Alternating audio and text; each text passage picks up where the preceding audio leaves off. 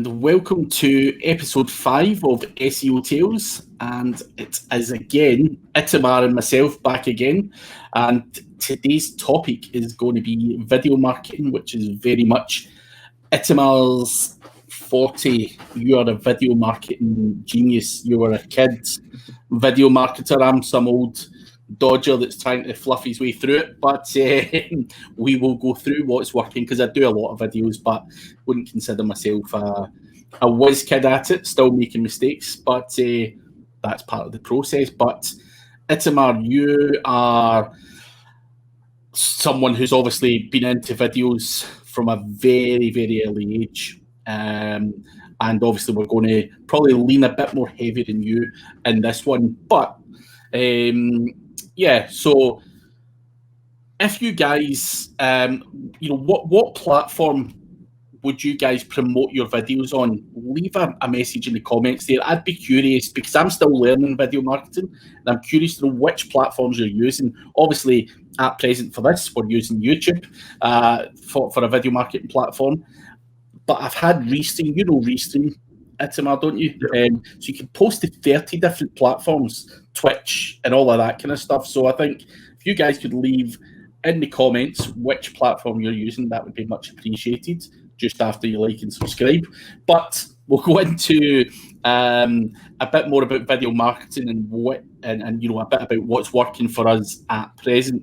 So Itamar, what is the kind of purpose for video? Why would we do that? What's the benefit of it? Mm-hmm. It's a good question. I think to start off, when you talk about video marketing, people want to know, well, why should I get into video marketing? And that's a question that loads of people still ask me to this day. They're like, why should I start creating video? I've been doing well on my blog. I've been doing well on other platforms. Why should I start making video content? And it's very, very simple. And when you look at trends, and different people have done different studies, and a lot of them are showing very similar results, in the sense that consumers are more actively wanting to see videos from the brands that they trust, from the brands that they follow. And people in general are just more drawn to video content than they are for just text or just images alone. When people see videos, it's much more, I don't know if you want to call it like psychological, but I think people are generally more attracted to seeing video content. And this is especially important for brands, because that's the way that the future is going. These brands are creating a lot more video content. They're starting to pump out more in terms of budgets for video production, for their video strategies. And video is on the rise. I mean, people are, I think it was Cisco, they predicted by 2021 that videos will take up 80% of all content on social media, which is quite an incredible number. They're saying like 4 out of 5 pieces of content will be video content. So just looking at those trends, like there's clear rise in the amount of people who do want to actively watch videos, but also I think more and more businesses are starting to realize the potential of being able to get a much wider range of engagement through using video than traditional content. Yeah, I think, from my point of view, I personally would much rather watch a video than read a book or read a blog. I don't know why that is. It's just the way I've always been. I don't react well to, even at school, couldn't be bothered reading a book. So video market or video learning, so to speak, is very much something on a personal level that I've found works very well for me. And I think video marketing, as you say, 80% of all content is probably going down that route. One, it's easier to just smash out a video and offer advice, just using your vocabulary if you're comfortable and being able to speak in front of a camera rather than sit and type in a blog. So I think it's easier, much more visual. You get that visual aspect of stuff where we can share screens, show people stuff, and there's nothing that can really stop us doing anything with video, in terms of learning or whether it's comedy or whatever it's going to be, entertainment. Video works. But in terms of business, because we're obviously in digital marketing, what types of video do you think are working well? Is it like, because you've got a lot of people out there who will make videos and it's all about them in the video rather than maybe promoting their brand or doing an interview or a tutorial. So what do you think works best if someone's a noob to videos and doesn't really know like what angle they go in at? Because some people as well, I've heard people saying, and I've actually seen it with a guy. Actually, he's a personal trainer in Glasgow, and I was saying to him, you need to do more content on videos. Giving nutritional advice and all that kind of stuff. And when he done a video, he was very stiff and he was looking at it as if he was scared, and that came across the video. And I'm like, you need to relax, man. This is not good. And he knows that video marketing is a big thing for him, but. And again, these inexperienced guys are saying, should I come in from a comedy angle? Should it be, so what's your kind of tips? What types of videos should we be doing? And, just an idea on what, for a noob, do you come in with a comedy angle or be yourself? Or do you think there's a structured process to try and remain professional? I think it is a structured process. And I think you asked there's two kind of strands to the question. So the first thing is what do people look for in a video? And there are like three main things that people look for. So the first one is informational. So if people want to get information, they want knowledge. The second one is entertainment. Some people want to be entertained. And the third one is to be inspired. Some people want to watch stuff to be inspired to go and do something. So you kind of really just have to pick and choose between one or maybe two of those three. I mean, in a perfect world, you'd be able to have all three in your channel, but realistically, you may only just have the one. I think most people will have the one, whether it's just being entertaining, just being inspiring to people, or just being like knowledgeable and sharing knowledge. But I think two can still work. Like there can be a good mix of entertaining and knowledgeable, or entertaining and inspiring. But once you kind of pick that, then you need to think more deeply about the types of videos that you're going to make to help match that. So there's loads of different types of video out there. There's, you've got demos. If you're like a brand and you want to demo a product, you can do demo videos. You could do videos about your brand. You can do events, so taking videos of different events that you're running. You could be doing interviews with experts in the field. You could be doing live videos, and live videos are actually increasingly becoming more important. I think people are realizing that more, but we'll get into that a little bit later. But there are loads of types of videos that you can do. The ones that I've personally feel do the best is like demonstration ones, like tutorial ones. So if you are an authority figure in your niche, if you're like a thought leader, you should be able to utilize that platform that you have, the kind of trust that you have with your own brand, and use it to be able to voice your thoughts publicly using video. So that's by either like kind of explaining to people how to do certain things. So like tutorial videos seem to do quite well. Also interviews do quite well as well, because people sometimes don't just want to hear one person speak the whole time. They kind of like it when there's kind of two different people kind of bouncing off each other, which is the kind of stuff that we do with SEO tells. So there's that, but also live videos are very, very handy for people to start experimenting with, especially because they don't really need too much preparation, because it's all kind of off the cuff, well, most of the time. But yeah, so those are the types of videos that do quite well. So have you kind of been trying out these different ones? Is there a preference that you have, Craig, or is it what's that like? I mean, I'm as I say, I'm not going to sit here and claim to be a video expert. I've done a hell of a lot of videos. Still finding my feet, still making mistakes, still getting criticism, still getting feedback, and constantly refining it. So I think the one piece of advice I would give to anyone is relax and be yourself. First and foremost in a video, trying to be something you're not, or being really stressed out on a video is not going to allow you to relax and maybe give out the information you should. You're overthinking it and you start blubbering away a whole load of garbage. So I think being relaxed and trying to be yourself, we're all different people, and we don't have to be robotic in terms of what we're producing. But I think in terms of content, the approach, I've done tutorials on tools, I've done tutorials on just SEO strategies and stuff like that. I've done everything: interviews, question and answers, and I think I'm just trying them all out to see which works best, and they're all working good. I don't think there's such a thing as a bad educational video, because all of the time, from my point of view, it's about showing someone how to use a tool, or showing how something works, or what my process is, or whatever it's going to be.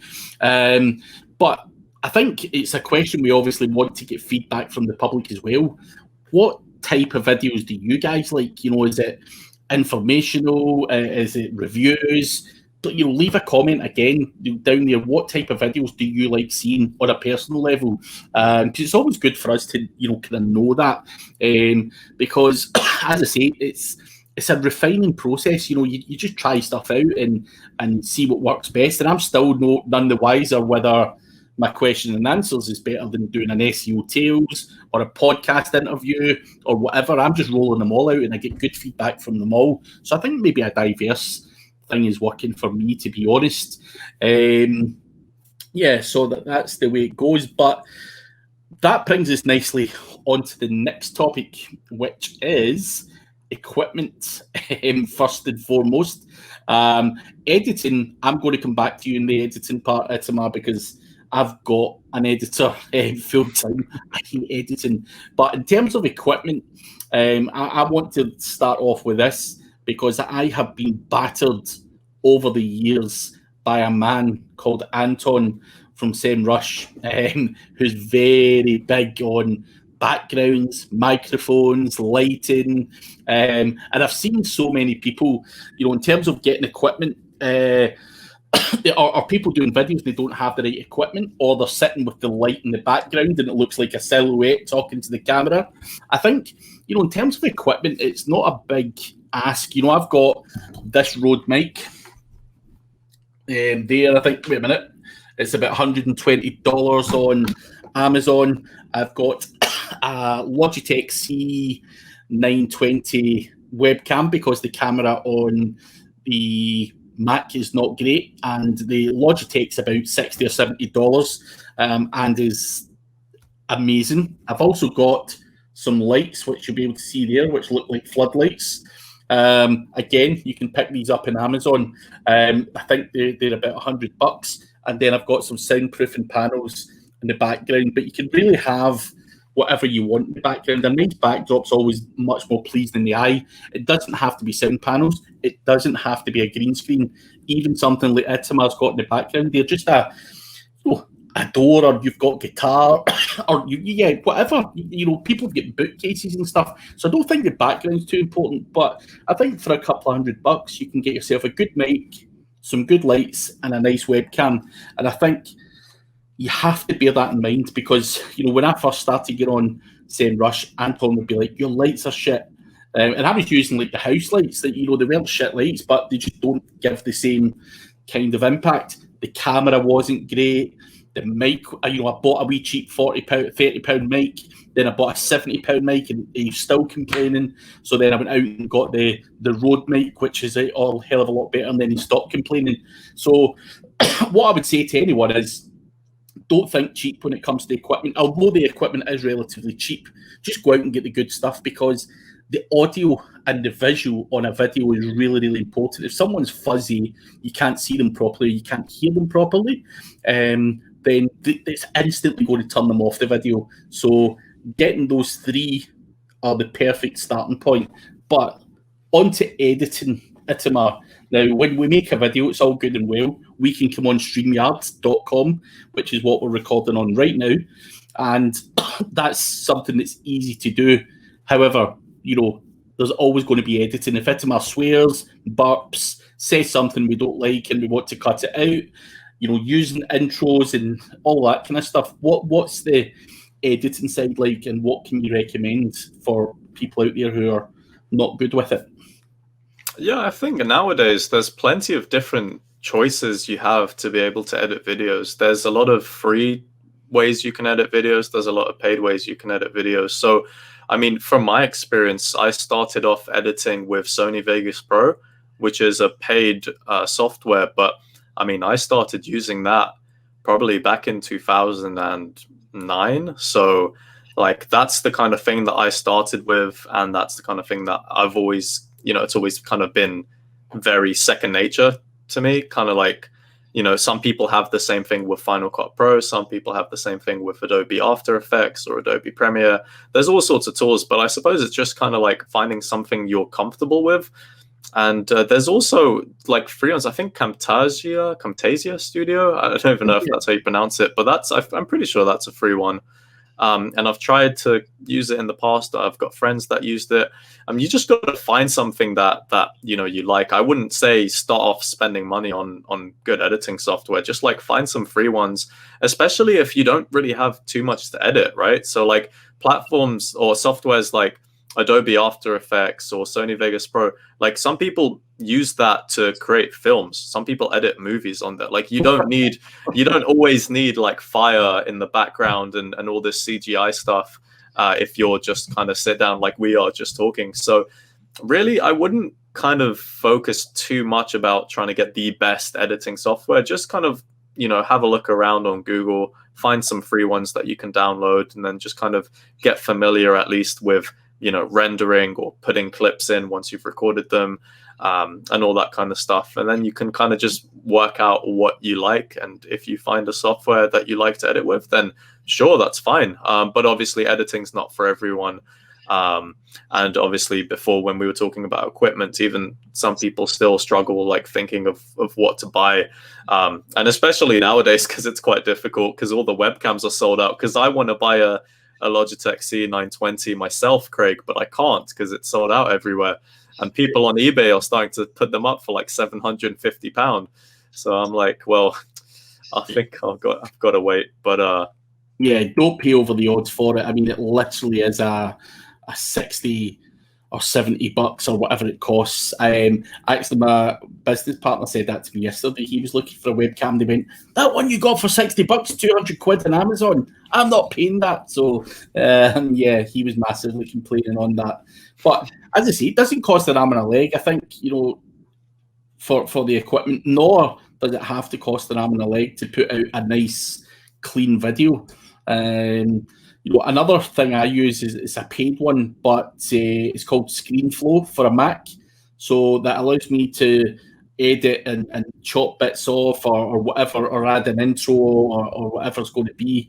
Very, for a dummy, it's very, very simple and easy to use for someone like me who probably couldn't use the one that you mentioned. And I've also seen things like my own video editor in the office uses Adobe whatever. For all that stuff, I can't even switch the thing on. I don't even know what Adobe is. It just really frustrates me. There's just too many options and stuff like that. But yeah, something simple and easy to use is what I would always say. Start out with, and then from there, see where it goes. But on to the next thing I want to ask you about, Itamar. Something I'm not too sure of the answer of myself. I'm trying different things. Which is the best type of video? Is it long or short form? Right. I think when you need to think about long or short form content for videos, you really first need to think about what it is that you're actually making. Because like if you're doing a really in-depth review of some kind of tool, like it's not going to be a 5-minute video, right? It wouldn't make sense. So first kind of knowing what it is you're going to make, but then also thinking about the platforms that you're going to be putting the videos on. So we asked earlier in the episode for you guys to kind of put a comment as to like, if you had to pick a platform to put video content on, what would it be apart from YouTube? Or you could put YouTube if you want, but still, I think long form and short form video content really does depend on the platform. And it's really, really important to understand that you can't just make a 7-minute video and put that 7-minute video up everywhere on every platform, because it won't work. Because each platform has its own kind of user behaviors, right? There's certain behaviors, there's certain preferences for different platforms. So to give an example, if we're looking at long form content, this is stuff where this has to be a platform where people are happy to kind of sit down and watch something for longer than like 10 minutes. right? So places where you could do that is places like YouTube, places like Vimeo, places like Reddit as well, because a lot of people actually share stuff on Reddit because it's quite niche. So if somebody really is looking for a really detailed piece of like video content that you can link them to, they will genuinely watch all of it because they're interested in it. But that 10-minute video, that's not really going to work well if you're going to put it up on somewhere like LinkedIn or Twitter or Facebook, where there's just such vast amount of saturation in terms of content that, you know, if we think of a place like Twitter, let's say you follow 1,000 people and somebody maybe tweets once every 10-15 seconds, right? And a lot of people follow more than 1,000 people, right? But you can already see that if something pops up on your feed that's 10 minutes long, you're not going to be sitting there to watch it, right? And the same thing with something like LinkedIn as well. Like there's content that keeps on changing, especially with LinkedIn, because every time you'll like refresh the homepage, it'll show you different pieces of content. So with those platforms that I just mentioned, those are platforms where it's like, if you even have a long form video that's, let's say, 15 minutes long. So what you can do is when you're editing it, you can have the full version uploaded on somewhere like YouTube or Vimeo or whatever, and then you could make other edits and render smaller chunks, maybe even like between 10 to 30 seconds, just kind of like as a trailer or whatnot. And you can put that up natively on places like Twitter, on Facebook, and on LinkedIn. And the reason why I say do it natively is that the algorithms are going to favor it much more, because these platforms don't want somebody just linking to a YouTube video where if they click that link, then they're going to go off their platform. And they don't want that. Facebook doesn't want it, LinkedIn doesn't want it, and Twitter doesn't want it. So if you're uploading it natively, one, you'll even be able to see better analytics, because if you'll upload, for example, a native video on Twitter, you'll be able to see how many views that video has when you've uploaded it, as opposed to just putting a link to YouTube where you can't unless you check the analytics in depth, see how many people click the link and whatnot. But that's really when we talk long versus short form content. Both of them work quite well, but you just need to be smart in terms of picking which platforms you put the long form ones and which platforms you put the short form ones. Yeah, no, it makes sense. I think, you know, even something as basic as what you said, you know, if it's going to be a 20 or a 30-minute tutorial, they need to be comfortable, and it probably has to be on YouTube so they can lie in their bed and watch it in the iPad or whatever it's going to be. So now that makes perfect sense, just a common sense. You don't really think of it. It's one of those things, when you say it, it makes total sense, but you didn't really think of it before. So, great tip. Finally, and this is something that has to be directed at you, Itamar, because you are the experienced out of the two of us when it comes to video marketing.